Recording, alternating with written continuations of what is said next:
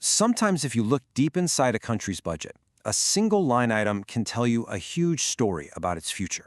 It's not always about new roads or defense spending. Sometimes it's something else entirely. Today, we're going to follow the money. 2,000 crore rupees. That's the number. It just jumped off the page in this year's budget. It's a massive amount of cash, and it's being spent on something millions of us do every single day, probably without even thinking about it.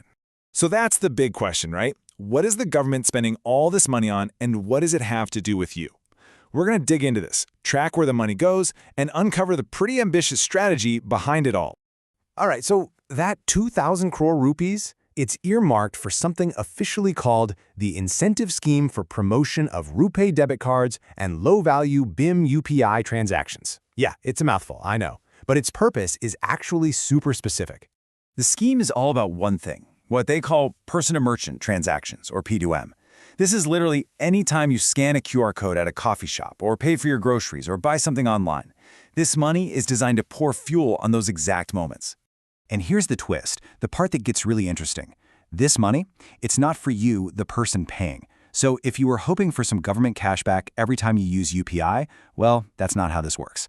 This incentive is actually for the banks and the tech companies that keep the whole system running smoothly.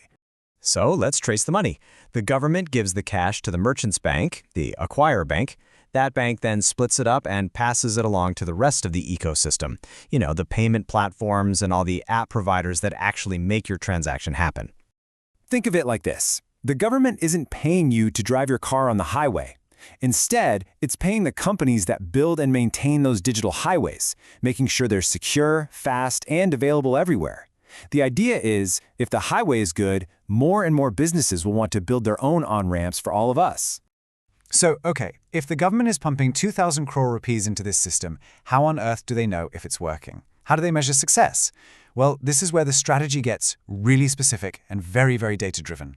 They use something called the Output Outcome Monitoring Framework. And this is a big deal. It shows a real shift in thinking. It's not enough to just spend the money anymore. That's the outlay. The real focus now is on getting measurable results, which they call outputs and outcomes. And believe me, this isn't just a blank check. The budget spells out some very clear, non-negotiable targets that this whole investment absolutely has to hit. First up is the output. The government is demanding a 10% increase in UPI acceptance infrastructure. What does that mean in simple terms? It means more shops, more vendors, more businesses everywhere being able to accept your digital payments. And next, you have the outcome. The big target here is a 25% jump in the total number of BHIM UPI transactions compared to last year. This is about measuring real-world use. Are people actually using it more? And this number just shows you the sheer scale of the ambition. The ultimate goal is to get to over 18,000 crore person-to-merchant digital transactions. That is a staggering figure. And it really shows you how serious they are about making digital payments the backbone of the economy. So here's the whole philosophy in one simple chart. You've got the 2,000 crore outlay. That's the cash investment. That investment is supposed to produce a 10% output in infrastructure. And that infrastructure growth is designed to deliver the final outcome, that 25% increase in transactions. It's just a really clear, logical chain from investment to result. Okay, now this is where we zoom out. Because this UPI scheme, it's not happening in a vacuum. When you look across the entire budget, you start to see a very clear pattern. This is just one piece of a much, much larger economic puzzle. The UPI incentive fits right in there with these huge production-linked incentive schemes for electronics, for cars, even for things like air conditioners. You've got funds for startups, schemes for boosting local manufacturing, even developing a semiconductor ecosystem. It's all part of the same playbook. Incentivize key industries to build capacity and self-reliance right here in India. So what's the end game? What is all this for? Well, it's about building a modern economic foundation, and they're doing it one transaction at a time.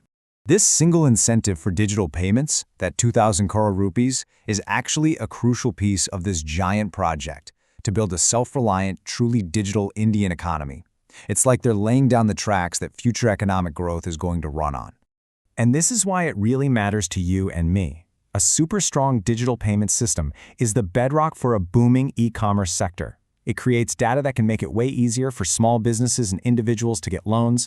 And by pulling more of the economy into the formal, digital world, it makes the country's financial base stronger as a whole. So from making our smartphones to the simple act of paying for a coffee, this strategy of targeted incentives is reshaping the Indian economy right before our eyes.